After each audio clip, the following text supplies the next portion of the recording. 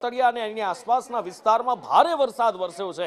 અહીંયા પણ બારે મેઘ ખાંગા થયા છે। એ પણ ઉનાળામાં આગ ઝરતી ગરમી અત્યારે જ્યાં પડતી હોય, અત્યારે લૂ વાતા હોય, વૈશાખી વાયરા વાતા હોય, આકાશમાંથી જાણે અગનગોળા વરસતા હોય, પણ એની જગ્યાએ અત્યારે અહીંયા ધોધમાર વરસાદ વરસી રહ્યો છે અને જ્યાં જુઓ ત્યાં પાણી જ પાણી થઈ ગયું છે। અમરેલીના છતડિયા અને એની આસપાસના વિસ્તારો છે, આ ધારીના ક્યાં આગળ ગ્રામ્ય વિસ્તારમાં આ વરસાદ રોકાઈ ગયા પછીના દ્રશ્યો છે, પણ રસ્તા પર ભરાયેલા એ પાણી એ સાબિતી આપે છે, આવે છે કે અહીંયા વરસાદ કેવો પડ્યો હશે। સરસિયા, જીરા, છતડિયા, જર, મોજર આ બધા જ ગામોમાં બારે મેઘ ખાંગા થયા છે અને આ એ ગામો છે કે જે ગીર જંગલની નજીક આવેલા છે। અહીંયા પણ કેરીનું સારું એવું ઉત્પાદન થાય છે। 7 દિવસથી અહીંયા વરસાદ વરસી રહ્યો છે। કેરીની સાથે સાથે મગ, અડદ હોય કે બીજા કઠોળ પાક હોય અથવા તો શાકભાજી પાક હોય અને કેરીના બાગાયતી પાક, એને ખૂબ મોટું નુકસાન થયું છે। ટીનુ લીલિયા ફોન લાઈન પર જોડાયા છે। ટીનુ પાસેથી વિગતે જાણીએ। ટીનુ,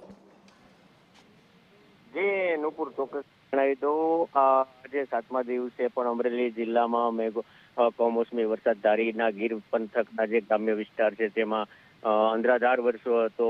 નદી નાળામાં પાણી પણ આવી ચૂક્યા હતા અને જે ઉનાળુ પાક છે કેરી સહિતનો અહીંયા બગાયત પાક વધારે છે, એમાં પણ ખેડૂતોને ભીતિ સેવાઈ રહી છે। જી